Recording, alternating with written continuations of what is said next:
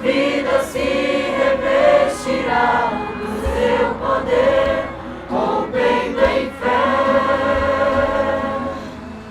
Com ousadia vou mover no sobrenatural, vou lutar e vencer, vou plantar e colher, e a cada dia vou viver, rompendo em fé. Amanheceu, amanhecemos com esse culto doméstico que veio diretamente do céu para o seu lar. Convidamos a você a assistir os nossos cultos domésticos com início às 5 horas da manhã, que é apresentado neste canal de segunda a sábado. Temos cultos às quartas e sextas-feiras com início às 18h30, no domingo às 8 horas da manhã e 17h30. Se você deseja falar conosco, entre em contato nesse número que está aparecendo em sua tela. Não se esqueça de deixar o seu like, se inscrever em nosso canal e compartilhar este culto com o máximo de pessoas o possível. Deus abençoe.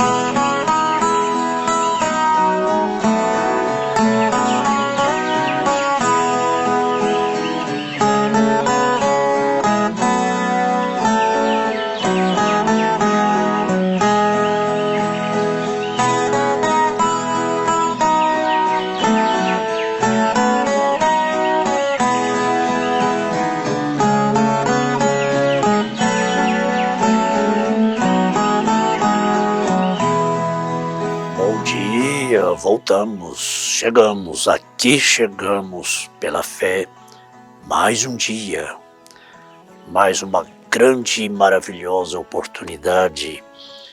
Bom dia, irmão Samuel. Irmão Samuel não aparece, mas ele está aqui com a gente todos os dias atrás das câmeras, né?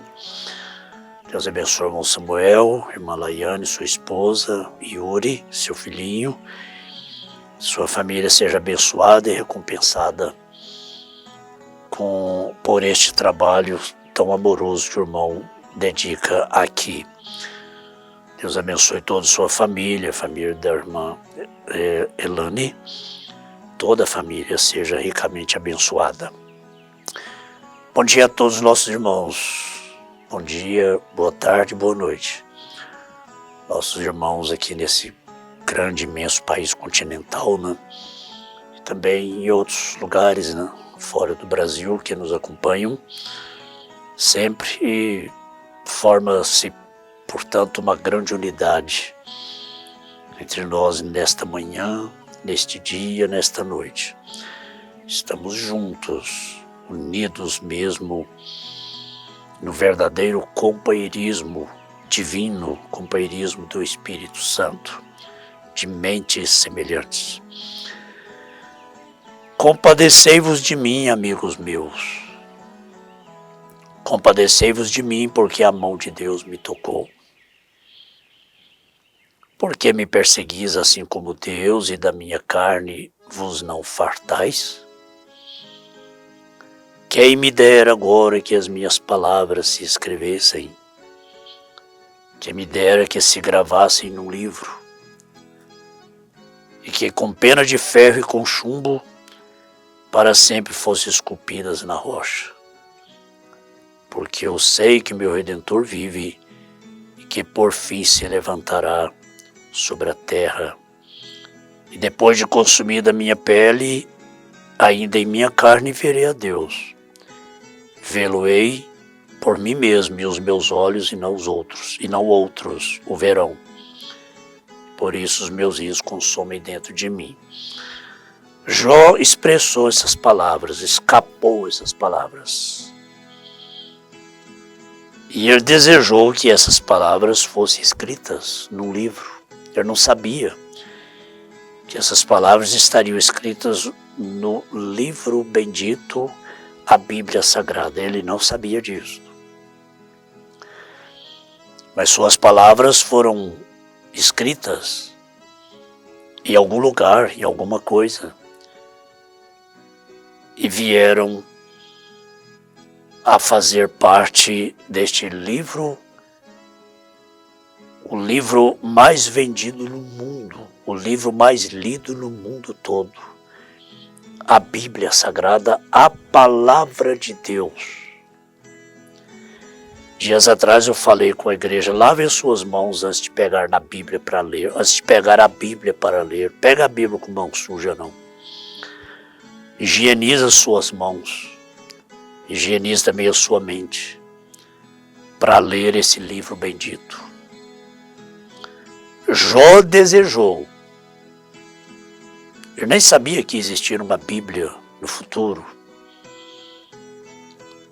mas suas palavras não foram esculpidas, né, com pena de ferro e com chumbo, mas foi escrita na Bíblia Sagrada, na Palavra de Deus. O meu Redentor vive. As provações na vida de Jó foram tão duras que alguns chegam a pensar que esse homem nunca existiu, que esse livro é uma alegoria apenas. Por causa da impossibilidade. Pessoas pensam que é impossível um homem passar por isso, por tudo isso. Mas a Bíblia não é uma alegoria. Esse livro de Jó não é uma alegoria. É um tratamento especial de Deus com o seu profeta. Só um profeta tem constituição para passar por tudo isso. Só um profeta vence a carreira de profeta, as lutas de profeta. Como já dissemos, em menos de um ano, Jó sofreu 7 duras provas, num período de aproximadamente 9 meses. Ele sofreu, foi ao limite, foi ao extremo. A primeira provação de Jó, capítulo 1, verso 13 ao 17, a perda dos bens materiais, a perda dos filhos. Essa foi a sua primeira provação. Como disse, Jó anoiteceu milionário e amanheceu pobre. Ele perdeu até não ter mais nada a perder. Ele foi perdendo até não ter mais nada para perder. Quando não tinha mais nada para perder, ele parou de perder. Então, nós vemos, há pessoas que colocam em dúvida a veracidade deste livro. Por que colocam em dúvida a veracidade? Por causa da mente limitada. É porque quer compreender a Bíblia, quer entender a Bíblia. A Bíblia não é para ser entendida, não. É para ser lida e crida. O entendimento do Espírito Santo, o autor da Bíblia. Então a primeira provação foi a perda dos bens, a perda dos filhos. A segunda provação, no capítulo 2, verso 1 ao 8, a perda da saúde. A apostasia, aliás, a perda da saúde, a contração de enfermidades malignas. Falo sempre que depois da nossa salvação, a melhor coisa que nós temos é a saúde. A saúde é que dá sentido a tudo na vida. Sem saúde nada tem sentido, né? Mas até a saúde Jó perdeu. Quando perde tudo, a pessoa diz assim, não, eu perdi, mas eu estou com saúde, tá bom. Perdi tudo, mas estou com saúde, a gente trabalha, adquire de novo e tá bom. Muitos dizem isso, né? Mas depois que Jó perdeu tudo, perdeu até os filhos, agora perde a saúde. E contrai enfermidade maligna, lepra. Lepra na Bíblia é maldição. A pessoa tinha que ser isolada como Jó foi isolado.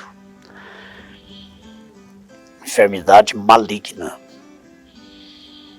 A terceira provação, no capítulo 2, verso 9. Seu casamento é abalado. A apostasia de sua esposa.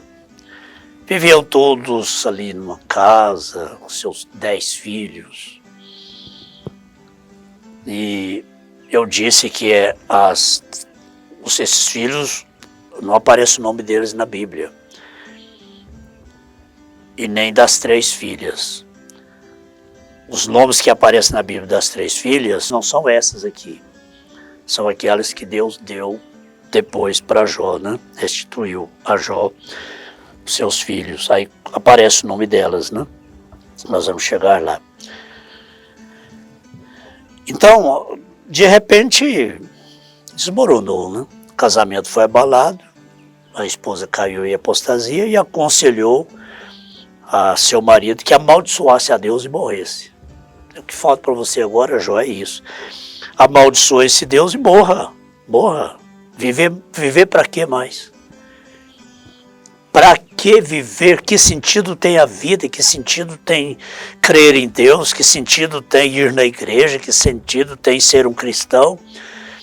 Com tanto desastre assim, para com isso, Jó. Amaldiçoe esse Deus seu e morre. Penso que essa foi uma das mais duras provas na vida de Jó. Partindo da esposa, né? A quarta provação, Jó 19, 9. A perda da reputação, a sua fama é posta em dúvida. Seus amigos questionaram muito com ele a respeito da sua fama, né? Como príncipe, como um dos maiores homens do Oriente. Um homem justo.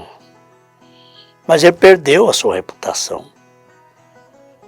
E sua fama foi posta em dúvida. Foi difícil demais, né? Nessa situação os amigos aparecem. Os amigos de Jó aparecem. Né? Porque pecou. Está acontecendo isso porque pecou. Confessa o seu pecado. Essas coisas não acontecem com quem Deus ama, não. Essas coisas não acontecem com quem não está em pecado, não. Foi assim, né? Amigos que vinham para consolar a Jó, dizendo isso para ele. Essas coisas não acontecem a não ser com ímpio. Isso não acontece com justo, não. Isso não acontece com quem crê em Deus, não. Por que você não larga a mão disso? Há visitas quando a gente está passando por certas situações, há visitas que melhor que não acontecesse, né? Palavra de derrota, de reprovação. E a quinta provação, Jó 19, 21. A perda dos melhores amigos. Afastaram-se dele interiormente e com razão. Eles não afastaram, esses amigos de Jó não se afastaram dele sem motivo, sem razão. Foi com motivo forte. Foi com razões fortes contra Jó. Inclusive acusando Jó de pecado. Jó, confessa seu pecado, Jó. Essas coisas não acontecem com quem não está em pecado, não, Jó. Confessa seu pecado. A sexta provação, capítulo 34, verso 11 ao 12. Jó atravessa por provação espiritual e é repreendido pelo Senhor. Nessas alturas ele amaldiçoou o dia que nasceu. Por que eu nasci? Por que eu não fui abortado?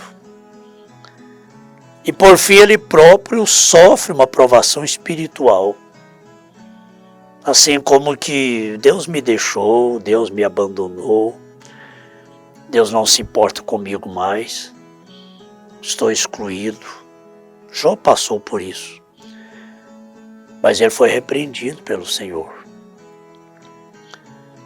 E a 7ª provação, no capítulo 38, Jó tem o coroamento da provação, a revelação do Senhor. Seus bens são restituídos em dobro. Isso nos faz lembrar do Salmo 30, né? Verso 5. O choro pode durar uma noite, mas a alegria vem pela manhã. E em todas essas provações, como disse anteriormente, que Jó foi provado, depois aprovado. Jó foi provado em todos os limites da vida.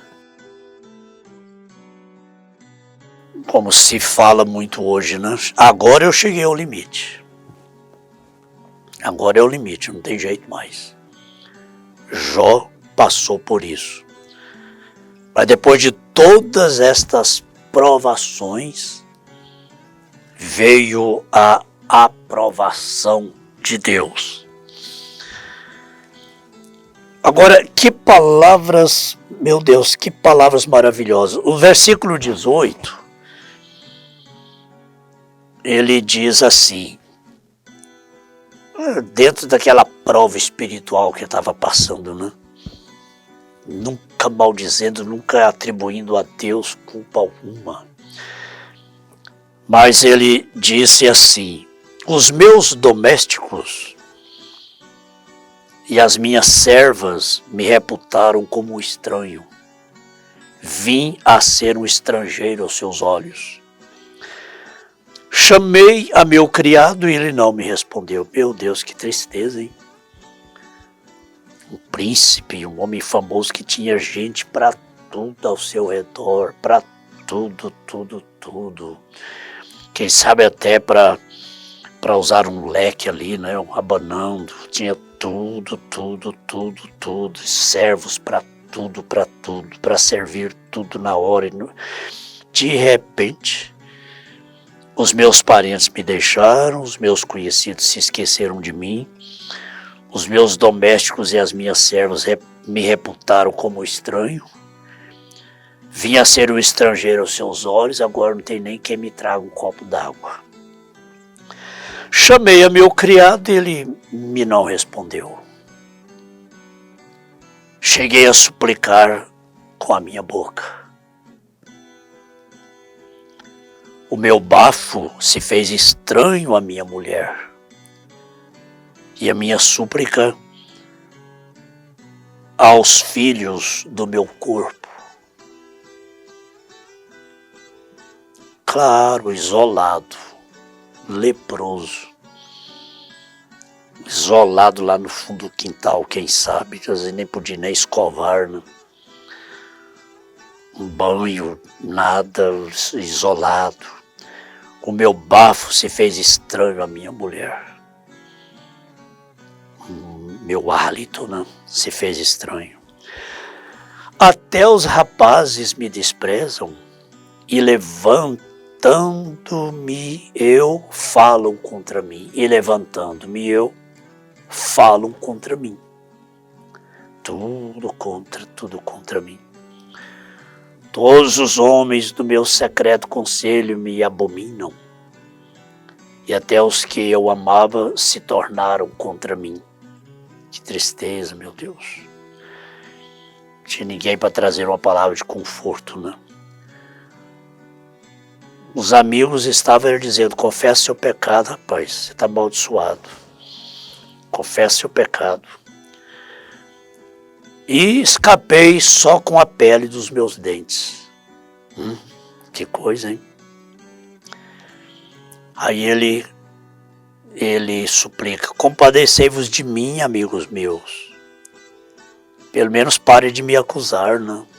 Pelo menos para de falar que estou em pecado. Compadecei-vos de mim, tenha dó de mim.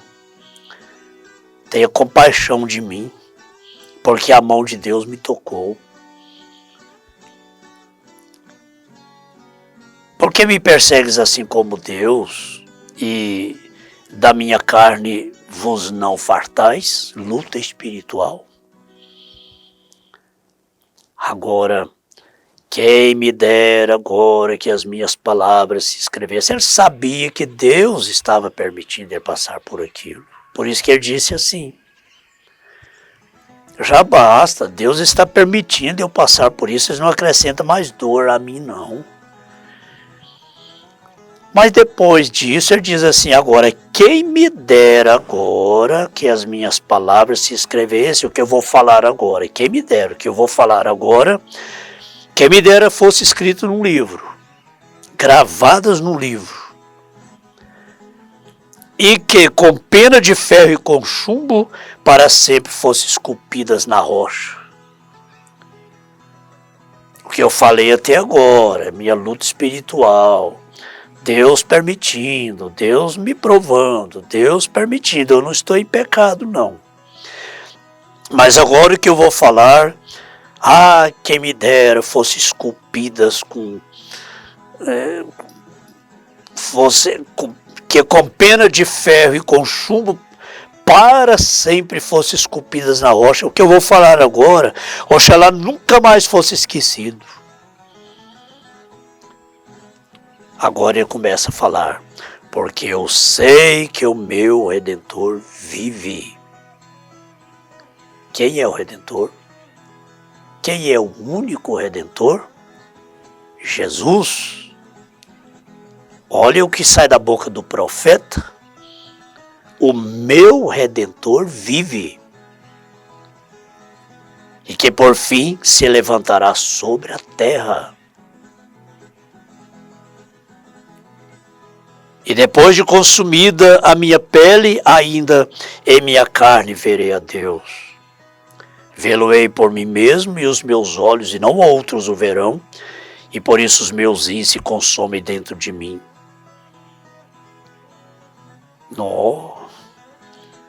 Meu Deus, que providência, né?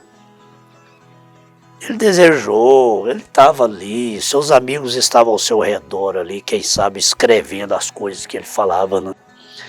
Num papel ali, num pergaminho, numa pedra, alguma coisa.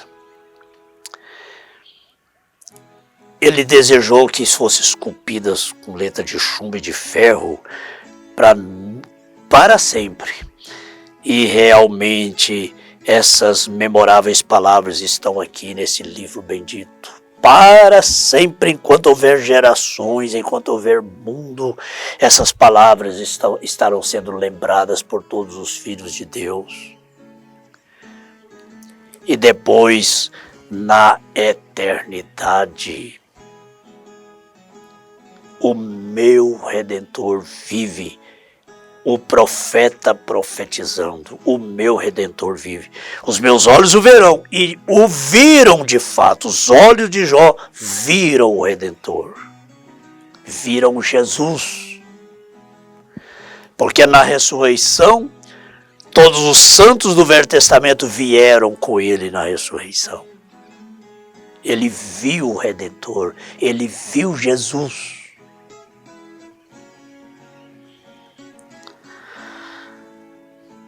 Oh, irmão, não há nada escrito na Bíblia que não tenha um propósito, que não seja inspirado. Toda escritura divinamente inspirada é apta para todo o propósito para o qual esta Bíblia foi escrita. Toda escritura é inspirada por Deus. Como pode um homem lá antes de Moisés, lá, centenas e centenas e milhares de anos, profetizar do Redentor? De fato, ele viu o Redentor. De fato, ele foi redimido. para sempre. E por que não dizer eternamente? Suas palavras ficaram gravadas no livro. Ele diz num livro. E eu digo, suas palavras foram escritas no livro. No livro bendito. Eu gostaria muito de ser Jó. Mas o Deus de Jó é o nosso Deus. Pai, nós agradecemos ao Senhor. Como essa meditação está nos ajudando, nos animando, fortalecendo a nossa fé. Que a fé de todos os teus filhos seja fortalecida neste dia. Seja estabelecida, fundamentada, arraigada nessas grandes e infalíveis palavras de promessas, trazendo a cura divina para os que estão enfermos, trazendo todas as bênçãos prometidas, todas as bênçãos redentoras para todos os teus filhos, no poderoso nome do Deus de Jó, no poderoso nome de Jesus Cristo. Amém. Amém. Querido irmão, amado irmão, o Senhor te abençoe e te guarde. O Senhor faça resplandecer o seu rosto sobre ti e tenha misericórdia de ti. O Senhor sobre ti levante o seu rosto e te dê a paz.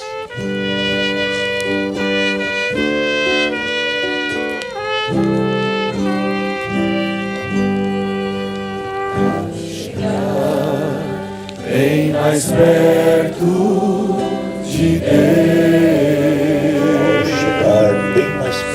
Ao chegar bem mais perto de Deus, sentirei tuas mãos me tocar. É uma súplica, é uma oração. Ao chegar bem mais perto de Deus. Sentirei como plumas nos ares. Sentirei Essas cargas aliviadas. nuvens a voar. Nesta hora, nesta era, tanta pressão, tanta depressão. Todos voltem aliviados, todos sintam aliviados.